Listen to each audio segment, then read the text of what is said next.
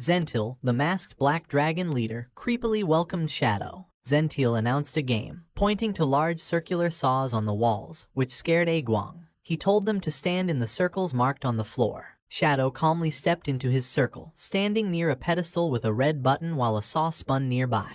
Zentil explained the rules. They had to take turns pressing their buttons. Each press had a 1 in 6 chance to trigger the opponent's saw. The chance increased with each turn, guaranteeing a kill by the 6th press. The survivor would claim the loser's lifespan and leave safely. Aguang scoffed, pointing out a flaw. If he died, he would simply respawn, and the survivor could just give back the lost lifespan later. Aguang confidently claimed Shadow was invincible and doubted a saw could even scratch him. Shadow stayed silent. Zentil called them fools, revealing that inside his emerald-grade hideout, the rules were absolute. The saw would guarantee a kill regardless of the target's strength. However, as the hideout's master, Zentil added he had a small privilege to control the game. To add danger, Zentil released gross spiders into the room, shocking Aguang. Aguang drew a knife to attack the creatures. Shadow stopped him, identifying them as nightmare-exploding bugs. Damaging them caused an explosion and a deadly toxic chain reaction. Relieved, Aguang quickly dodged a flying bug to avoid touching it.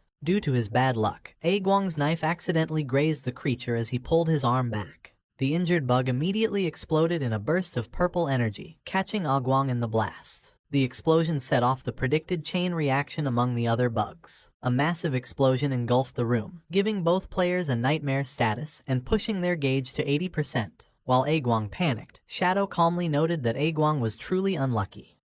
Zentil explained that during the nightmare state, players could not resurrect or log out. If killed, their minds would be trapped in a nightmare for 3 days, leaving their bodies vulnerable to looting. Furious, Aguang refused to play.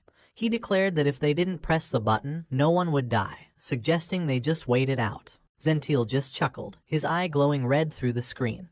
The room rumbled. Zentil taunted them, asking if they preferred gambling with the saws or being crushed to death. Aguang watched in horror as the spiked walls closed in. Zentil reminded them that pressing the buttons slowed the walls down. Zentil officially started the game, laughing at having Shadow trapped. Panicking, Aguang cried out that he had no ideas. With no choice, Aguang hovered over his button but hesitated, afraid his bad luck would kill Shadow. He figured Shadow should press first since he needed him to survive. Aguang overthought the math. If Shadow survived his turn, the trap's chances increased for Aguang. Paralyzed by fear, he babbled, unable to decide. Sweating and stressed, Aguang was interrupted when Shadow calmly called his name. Shadow firmly told Aguang to stay still and do nothing. Aguang was confused, pointing out that the walls were about to crush them. Shadow just repeated his command as the spiked walls kept moving closer. Watching the screen, Zentil mocked Shadow. He questioned if the legendary player had given up without a fight.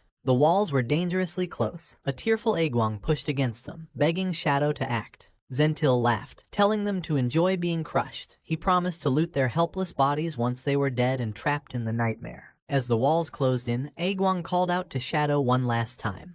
Believing it was the end, Aguang cried over his bad luck and complained about dying crushed flat. He closed his eyes and braced for the impact as the walls touched him. A moment later, Aguang opened his eyes in confusion. The deadly trap had stopped moving. The walls and saws had stopped just inches away. An angry Zentil cursed over the speaker, demanding to know why his traps broke. System notifications appeared, announcing that the hideout had been breached and its core stolen. Zentil was stunned. Before Zentil could react, Shadow's small dragon attacked him in the control room right on the live broadcast. The system transferred ownership of the base to Shadow. Pinned by the wall, Aguang stared in shock, amazed that Shadow had captured the enemy base without moving. Unfazed, Shadow's eyes glowed. He telepathically asked his mount why the plan had taken a minute longer than calculated.